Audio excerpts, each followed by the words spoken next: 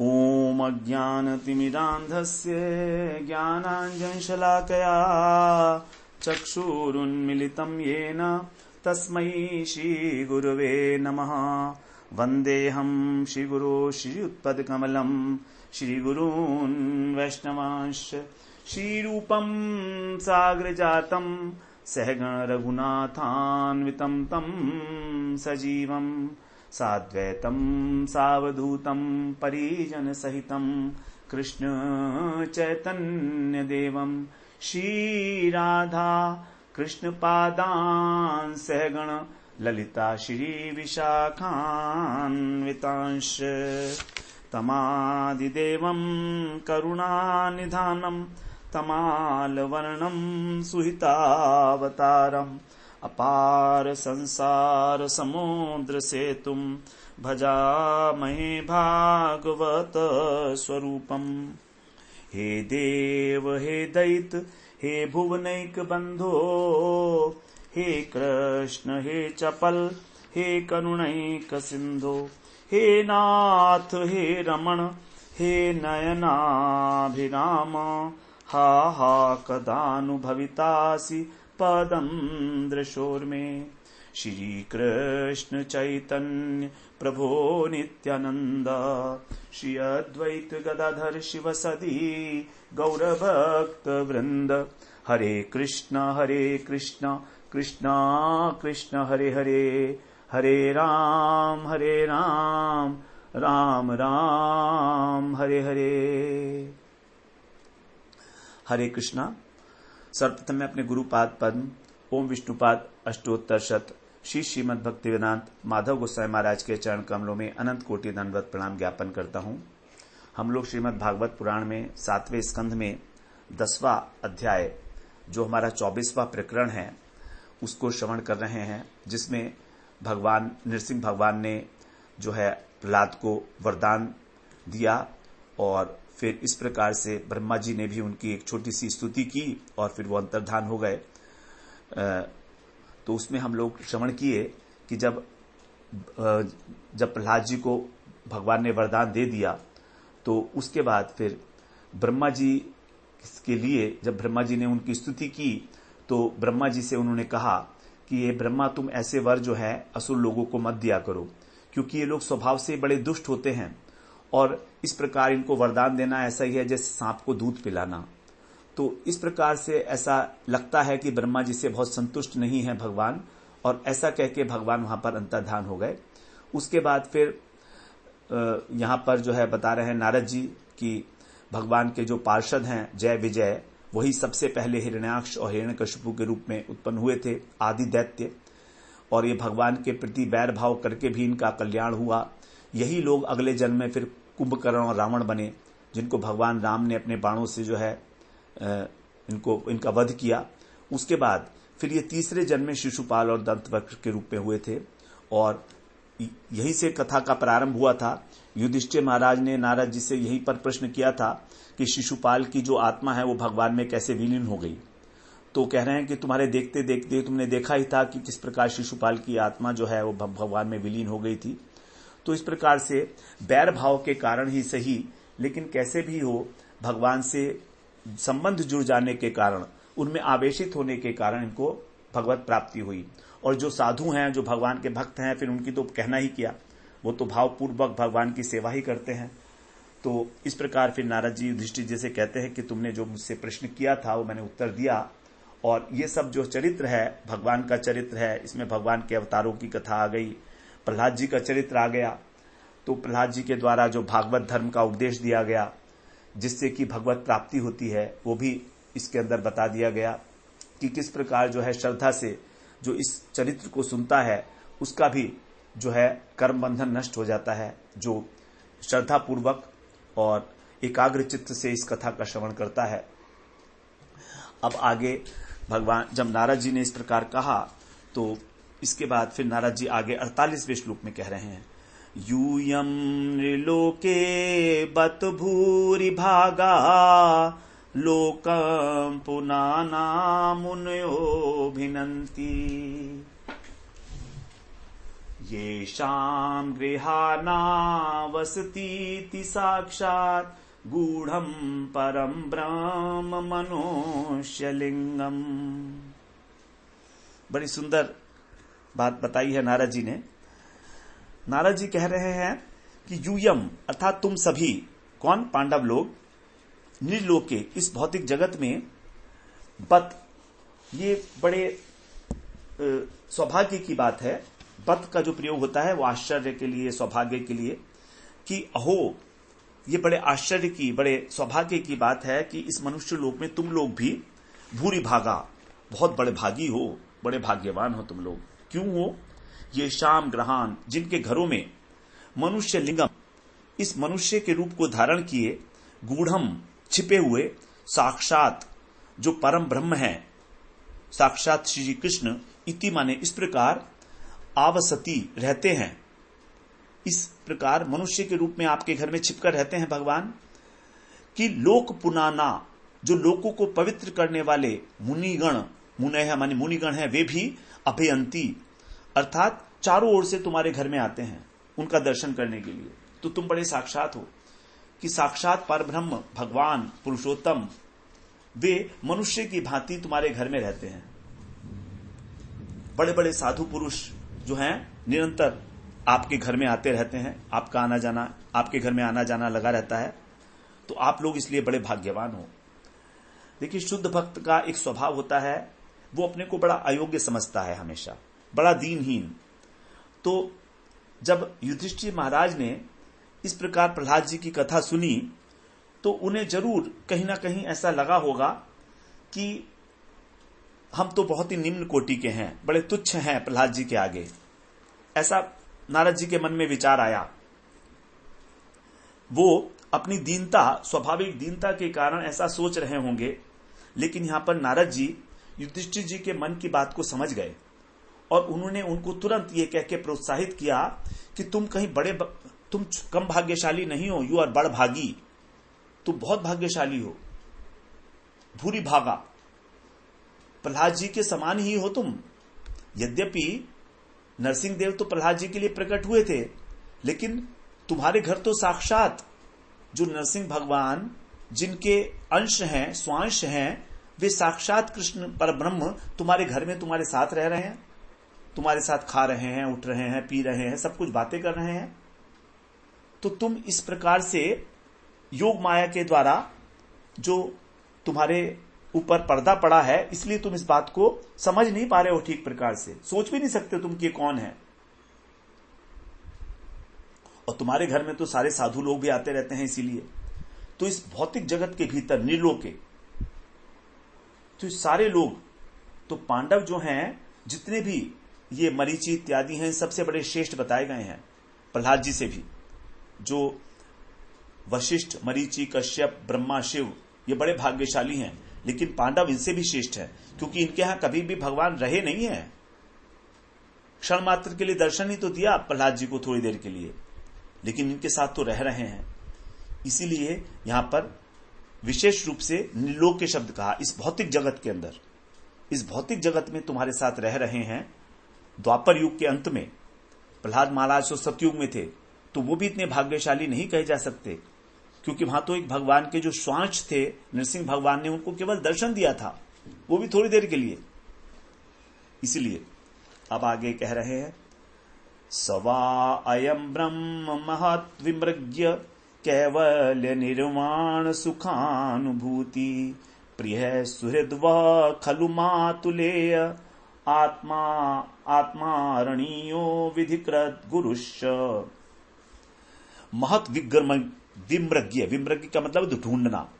तो जो महापुरुष हैं उनके द्वारा जो अनुसंधान किए जाते हैं, ढूंढे जाते हैं, ऐसे कैवल्य, जो कैवल्य है, जो निर्वाण है, मोक्ष है, उसकी सुख के अनुभव स्वरूप जो हैं वे ब्रह्म वा वह अयम साक्षात निश्चित रूप से तुम लोगों के क्या हैं, प्रिय हैं, तुम्हारे सुहित हैं।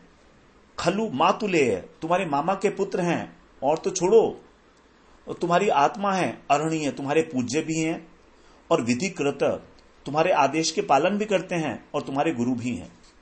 तो भगवान के साथ तो तुम्हारे बड़े सारे संबंध हैं, तुम बहुत आदरणीय हो, तुम बहुत बड़े भागी हो, बड़ा भागी हो कि मामा के पुत्र के रूप में तुमसे बड़े घनिष्ठ संबंध हैं उनके तुम्हारे। तो वही भगवान जो साक्षात ब्रह्म है वो। तो अर्जुन ने कृष्ण को गुरु की भूमिका में स्वीकार किया। शिष्यस्य हम शाधि माम त्वाम प्रपन्नम, गीता के अंदर। इस प्रकार से तुम्हारे साथ तो भगवान का बड़ा अपनापन है, बड़ा सौहार्द है, बंधुवत व्यवहार है, इसलिए तुम इस बारे में कोई सोचो मत ना। 50वें श्लोक में कह रहे हैं, न यस्य साक्षात भव पद्मजादिभिः रूपम धिया वस्तु तयोपवर्णितम् मौनेन भक्त्योपशमेन पूजितः प्रसीदतामेष स सात्वतां पतिः। भव माने शिवजी, पद्मजा, पद्मजा माने ब्रह्मा और शिव, और ब्रह्मा भी, आदि भी माने आदि भी, जिनके, यस माने जिनके, साक्षात रूपम, साक्षात रूप का, धिया अपनी बुद्धि लगाकर भी, वस्तुतया उपवर्णितम, ठीक ठीक प्रकार से उनका वर्णन नहीं कर पाते। तो ब्रह्मा शिव जैसे महापुरुष भी अपनी बुद्धि से उनका वर्णन नहीं कर पाए हैं। स एष, वे, ये भगवान सात्वताम पति, जो भक्तों के स्वामी हैं, भक्तों के पति हैं, वे मौनेन अर्थात मौन के द्वारा, भक्त्या माने भक्ति से, उपशमेन मतलब संसार के विरक्ति के द्वारा, पूजित होकर, प्रसीदताम प्रसन्न हो। तो यहां पर 3 बातें बताई गई, मौन, भक्ति और संयम। इन तीनों के द्वारा भगवान की पूजा होती है। एक पद्धति है जो बता रहे हैं नारद जी।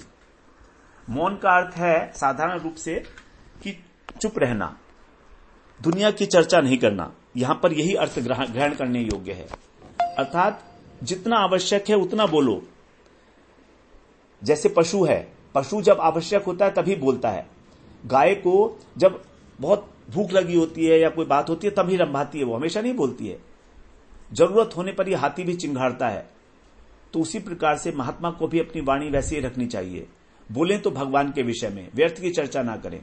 और भक्तिया का मतलब प्रेम पूर्वक भक्ति करें, केवल औपचारिकता ना करें कि ये करना है जी, करना है जी, ऐसे नहीं।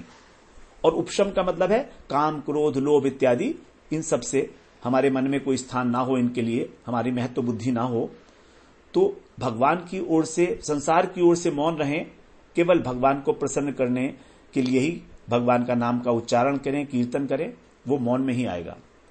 तो इस प्रकार से नारद जी ने बताया कि 3 प्रकार से भगवान का जो है पूजा की जाती है, भगवान प्रसन्न होते हैं। देखिए, कहने के अंदर ही बीच में 3 बातें नारद जी सिद्धांतिक रूप से बता गए। यहां पर हमको बड़ी सुंदर बातें होती हैं जब हम बहुत गहराई में पढ़ते हैं किसी भी ग्रंथ को, तो बहुत सूक्ष्म बातें वहां पर पता लगती हैं। अब आगे कह रहे हैं, स एष भगवान राजन व्यतनोद विहतम यशः पुरा रुद्रस्य देवस्य मयेनानंतमायिना।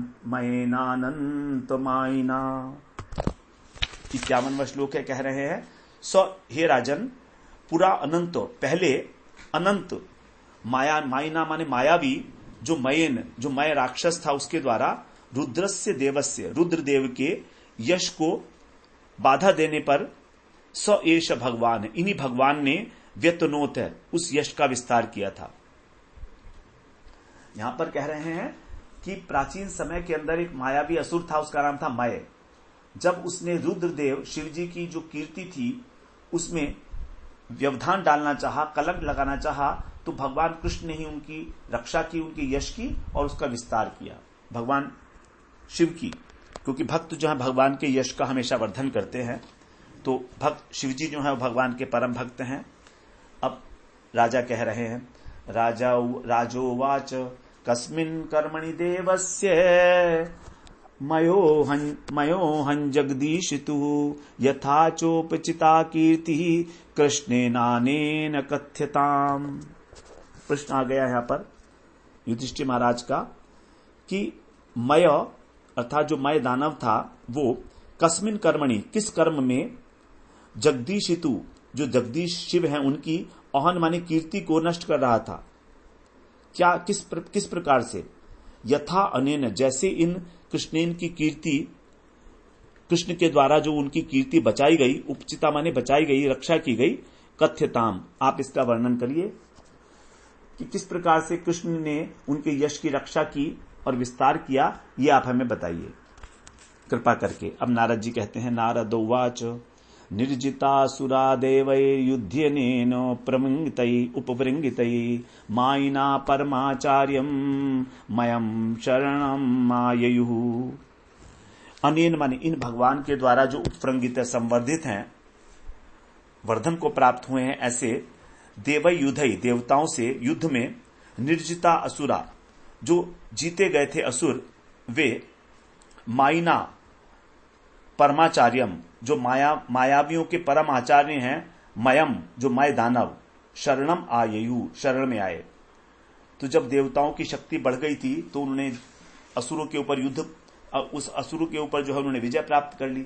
तब जो हारे हुए असुर थे वो सब माय दानव के पास गए, जो आचार्य थे माया के। सनिर्माय पुरस्त्रिस्रो हे हैमीरोप्यायसीर विभु दुर्लक्ष्यापाय संयोगा दुर्वितर्क परिच्छदा। आगे भी पढ़ेंगे, इसके साथ ही है। ताभिस्ते सुरसेनान्यो लोकांस त्रीन सेश्वरान् नृप स्मरन्तो नाशयाम चक्रु पूर्व वैरम अलक्षिता। सौ विभु, वो जो उस समय विभु मतलब समर्थ था मैदाना, उसने सोने चांदी की और लोहे की, हेम माने सोना, रौप्य माने चांदी, आयसी माने लोहे की, त्रिस्र तीन, पुरह निर्माय पुर्या बनाई अर्थात विमान बनाए तीन, अपाय संयोगा, और उनका आना और जाना दुर्लक्ष्य बड़ी कठिनाई से दिखता था, और दुर्वितर्क परिच्छदा, और अनुमान से कठिनाई में आवे इतने सारे परिच्छदा में सामग्रियां उनके अंदर थीं। तो तीन आवास बनाए, विमान बनाए, उनको असुरों को दे दिया, सोने चांदी और लोहे के, और उसमें अपूर्व साज सामग्री थी, और अदृश्य थे वो विमान, दिखते नहीं थे, दुर्लक्ष्य। ताभिस्ते सुरसेनान्यो लोकान् स्त्रींसेश्वरान् नृप स्मरन्तो, तो हो गया था, हाँ, स्मरन्तो नाशयांश चक्रु पूर्व वैरम अलक्षिता। हमने इसका उच्चारण कर लिया था शायद, हाँ।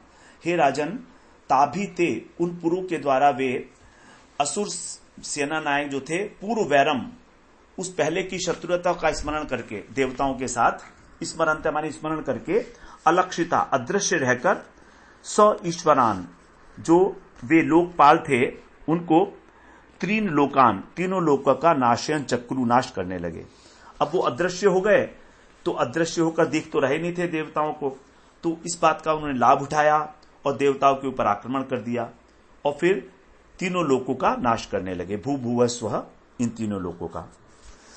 56वें श्लोक में कहते हैं, ततस्ते सेश्वरा लोका उपासाद्येश्वरम नतः त्राहि नस्ताव कांदेव विनष्टांस त्रिपुरालय। ततः, तब वे स ईश्वरा, अपने स्वामियों के साथ, जितने भी देवता थे वे, लोका माने सब लोग जितने भी थे, ईश्वरम उपासाद्य, शंकर जी के पास गए, और देवता लोग जो थे वो शंकर जी के पास गए और उनसे कहा, हे विभो, हे प्रभु महादेव, त्रिपुर आलय, त्रिपुर में रहने वालों के द्वारा विनष्टान, नष्ट किए जाते हुए, न माने हमको, तावकान त्राही, आप रक्षा कीजिए। जो इस प्रकार अदृश्य तीन विमानों में रह रहे हैं असुर लोग, वे जो हैं उनकी आप रक्षा कीजिए, क्योंकि वो नष्ट किए जा रहे हैं, हम लोग जो है उनके द्वारा नष्ट किए जा रहे हैं, हम आपके अनुयायी हैं, इसलिए आप जो है हमारी रक्षा कीजिए। देवता लोग गए। अब अथानुग्रह्य भागवान मां भैष्यति सुरान विभु शरम धनुषि संधाय पुरेषु अस्त्रम व्यमुंचत। तब जो समर्थ भगवान शिवजी हैं, उन्होंने अनुग्रह करके मां भैष्ट, डरो मत, देवताओं से ऐसा कहा, इति सुरान, ऐसा कहकर धनुषी शरम अपने धन के ऊपर बाण का संधाय अनुसंधान किया, चढ़ाया उसको, और पुरेशु त्रिपुर के ऊपर जो 3 पुर बनाए थे मय दानव ने, जो अदृश्य थे, उन पर अस्त्रम ये मुंचत, उस अस्त्र को छोड़ा, असुरों को छोड़ा, आवास को नष्ट करने के लिए त्रिपुर को जो अदृश्य था उसके ऊपर। तत्ोग्निवर्ष 58वां श्लोक है। ततोग्निवर्णाईश ईशव उत्पेतु सूर्यमंडलात् यथा मयूख संदोहा नादृश्यंत पुरोयतः। तब क्या हुआ? सूर्यमंडलात्, सूर्यमंडल से यथा मयूख, जैसे कि किरणें, संदोहा माने जैसे सूर्य मंडल से निकलने वाली किरणों के समान, उसमें से संदोहा माने समान, उसमें से अग्निवर्णा, अग्नि के वर्ण वाले बहुत से बाण जो है, ईशव माने बाण, उत्पेतु माने गिरने लगे, निकलने लगे। तो जैसे सूर्य से किरण निकलती हैं, उस प्रकार से उनके धनुष से बाण निकलने लगे, मानो उनमें से आग की लपट निकल रही हो। यतः पुरा न अदृश्यंत, जिससे वे पुरिया नहीं दिख रही थी। तो तीनों जो विमान थे, उनके तीनों आवास रूपी विमान जो थे वो आच्छादित हो गए और दिखने बंद हो गए। अब आगे 59वें श्लोक में कह रहे हैं, तैस्पृष्टा व्यसव सर्वे निपेतु स्म पुरौकसः तानानीय महायोगी मय कूपर रसे क्षिपत। तई स्पृष्टा, उन बाणों के लगने से, पुर औकसह सर्वे, सबके सब जो उन पुरियों में औकसह माने निवासी रहने वाले थे, वे व्यसभ निपेतु, निष्प्राण होकर गिर गए। इसमें महायोगी मय, फिर जो महायोगी मय था, मय दानव योगी भी था, तान आनीय, उन सबको लाकर, जो मूर्छित हो गए थे सारे असुर, कूप रसे, कुएं के रस में अक्षिपत, डाल दिया। तो मय दानव जो है उसने उनको एक कुएं में डाल दिया जो रस से भरा हुआ था, अमृत रस से भरा हुआ था। ये जो असुर होते हैं, ये अपनी योग शक्ति के कारण बड़े शक्तिशाली हो जाते हैं। तो मय दानव के पास भी इस प्रकार की एक शक्ति थी, इसीलिए उसको कहा गया महायोगी। तो उसने एक अमृत से भरा हुआ कुआं बनाया और असुरों को लाकर उसके अंदर डाल दिया। अब जब अमृत का एक कुआं बनाया तो सारे के सारे जो हैं वो उनमें प्राण आ गए। तो 60वें श्लोक में कह रहे हैं, सिद्धामृत रस स्पृष्टा वज्र सारा महोजसः उत्तस्थुर मेघ दलना वैद्युता इव वहनयः। अब यहां पर कह रहे हैं कि सिद्ध अमृत रस, उस सिद्ध अमृत के रस वाला जो कुआं था, उस रस से स्पृष्टा मन स्पर्श करके महाओजस है, महान तेजस्वी वज्र सारा, जो फौलाद के समान, वज्र माने फौलाद के समान, मेघ दलना, बादलों को चीर कर, विद्युता वहना, बिजली की आग के समान, उतः तस्थु, उठ खड़े हो गए। तो सारे के सारे असुरों के मृत शरीर जो थे वो फौलाद की तरह हो गए, अभेद्य, वज्र के समान। और बल प्राप्त करने के कारण उन्होंने बादलों को चीर कर और बिजली की भांति जो है खड़े हो गए, उठकर सारे के सारे असुर जो है जिंदा हो गए। अब आगे कह रहे हैं, विलोक्य भग्न संकल्पम विमनस्कम वृषध्वजम तदायम भगवान विष्णु तत्रोपायम अकल्पयत। यहां पर अब कह रहे हैं कि वृषध्वजम, वृषध्वज कहा गया है शंकर जी को। तो शंकर जी का संकल्प टूटने के कारण, भग्न संकल्पम, क्योंकि अब वो असुरों को मारना चाहते थे तो उनका संकल्प नष्ट हो गया। तो ऐसे विमनस्कम, उदास हुए देखकर, विलोक्य माने देखकर, तदा अयम, तब इन भगवान विष्णु ने तत्र उपायम अकल्पयत, उस विषय में एक उपाय सोचा। भगवान ने जब देखा कि शिवजी बड़े खिन्न हो गए हैं, इनका संकल्प असुरों को नष्ट करने का नष्ट हो गया है, तो उन्होंने एक उपाय सोचा। बस आसीत् तदा ब्रह्मा स्वयं विष्णुरयं हि गौ प्रविश्य त्रिपुरम काले रसकूपामृतम पपौ। उस समय, तदा माने उस समय ब्रह्मा जी को अपना बछड़ा बनाया आसीत, और अयम स्वयं, और ये जो स्वयं, ये माने भगवान, ये भगवान स्वयं क्या होगा, विष्णु बनके, विष्णु गाय, गौ माने गाय बनकर, काले त्रिपुरम, मध्याह्न के समय उस त्रिपुर में प्रविष्य माने प्रवेश करके, कूप रस अमृतम, उस कुएं का रस रूप अमृत जो था वो पपौ माने पी गए। तो देखिए उस काल के अंदर भी गायों की बड़ी महिमा थी, क्योंकि गाय के ऊपर असुर लोग भी किसी प्रकार कोई वो नहीं छोड़ते थे, आक्रमण नहीं करते थे, मारते नहीं थे उसको बिना किसी कारण के। कोई कारण होता था तभी शायद मारते होंगे, तो इसीलिए मय दानव ने उनको मारा भी नहीं। अब आगे 63वें श्लोक में कह रहे हैं, 63 में कह रहे हैं, ते सुरा हि अपि पश्यन्तो नन्यशेध विमोहिता तद विज्ञाय महायोगी रसपाला निदम जगौ। यहां पर अब कह रहे हैं कि ते असुरा, वे असुर उस गाय को और बछड़े को देखते हुए भी, पश्यंत अपि, विमोहित होकर, न्यषेधन न, उन्होंने रोका नहीं उनको, तत्विज्ञाय, यह जानकर महायोगी जो मय था उसने रसपालान, जो रस, उस अमृत रस का रक्षक करने वाले हैं, उनसे इदम जगौ, यह बात कही। स्वयं विशोक शोकार्तान स्मरन दैव गतिम चताम देवो सुरो नरोन्यो वा नैश्वरोस्तिह कश्चन। स्वयं विशोक, वो जो स्वयं मय दानव था उसको किसी प्रकार का कोई शोक नहीं था, उसके मन में किसी प्रकार का कोई शोक नहीं था कि जो है गाय और बछड़ा जो है अमृत पी रहे हैं। तो वो समझ गया कि शोक आर्तन ताम दैव गतिम, कि ये कोई दैव की गति है, कोई दैवी शक्ति है, इसलिए ऐसा हो रहा है। और इस बात को स्मरण करके वो कहा, ऐसे बोला कि देव असुर नरह अन्य, देवता असुर और मनुष्य कोई भी, यह कश्चन ईश्वर न, इस जगत में कोई भी समर्थ नहीं है।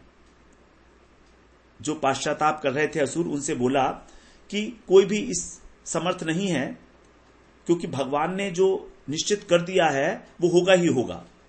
इसके विषय में हमें बहुत अधिक जो है वितर्क नहीं करना चाहिए।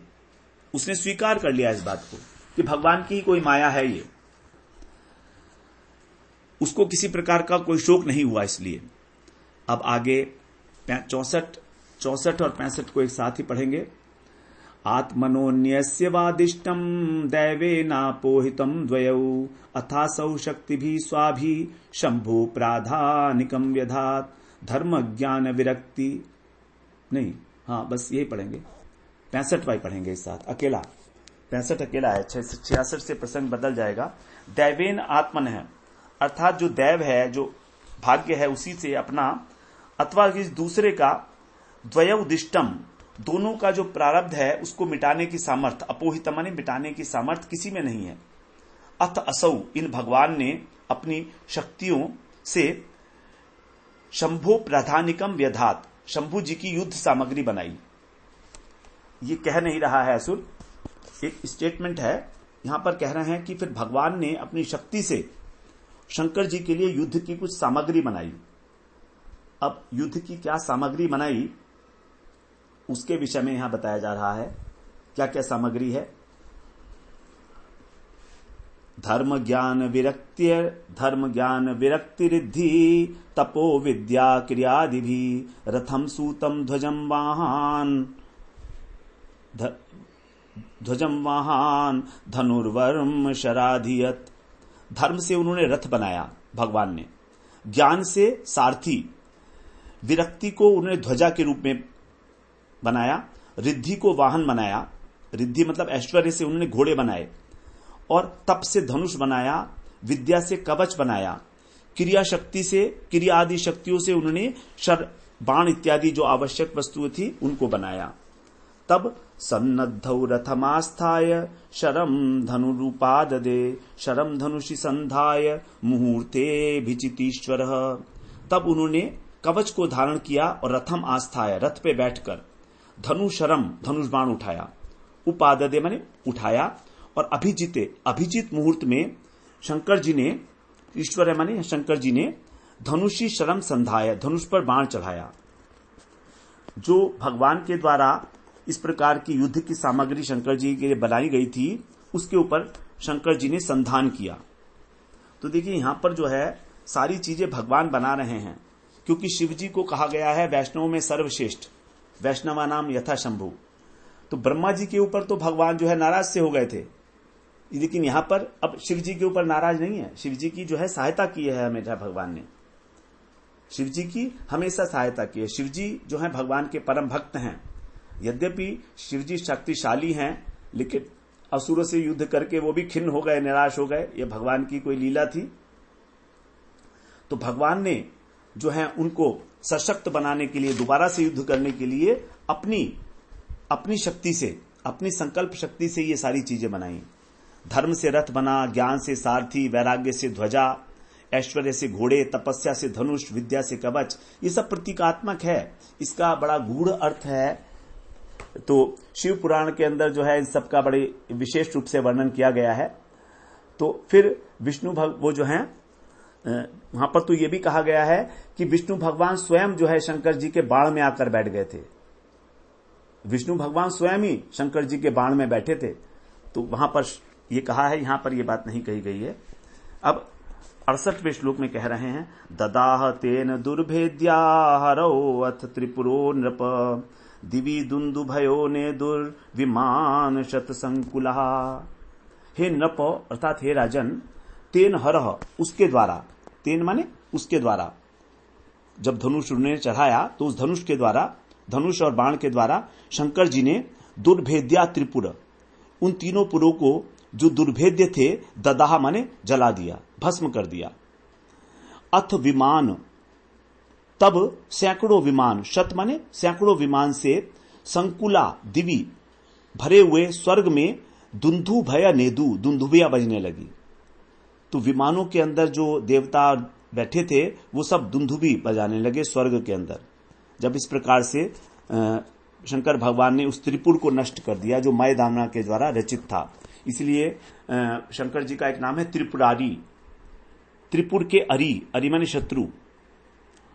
अब 59वें श्लोक में कह रहे हैं, देव ऋषि पितृ सिद्धेशा जयति कुसुमोत्करई अवाकिरंज गुरहृष्टा नन ऋतुश्चाप्सरोगणः, नन ऋतुश्चाप्सरोगणः। अब यहां पर 69 में कह रहे हैं, देवता, ऋषि, पितर, सिद्ध लोग इति जय इति जघु, जय हो ऐसा कहने लगे। और उत्करई, हाथ को उठाकर, कुसुम अवाकिरण, पुष्प बिखेरने लगे, च हृष्टा, और प्रसन्न होकर अप्सरा गण जो थी वो नन ऋतु नाचने लगी, अप्सराएं नाचने लगी। ऐसा होता ही है हमेशा ही, जब भी देवता जीतते हैं तो ऐसा ही होता है, अथवा किसी असुर की मृत्यु होती है तो भी। एवं दग्ध्वा पुरस्तस्त्रो भगवान पुरहा नृप ब्रह्मादिभिः स्तूयमानः स्वधाम प्रत्यपद्यत। हे राजन, एवं माने इस प्रकार, त्रिस माने तीनों, पुरह दग्ध्वा, पुरियों को भस्म करके, दग्ध करके, ब्रह्मा आदि के द्वारा स्तूयमान है, स्तुति किए जाने पर, भगवान पुरहा, जो भगवान पुरारी हैं, पुरारी मतलब शिव जी, तो जब उन्होंने पुर को दहन कर दिया तो उनका नाम हो गया पुरारी अथवा त्रिपुरारी।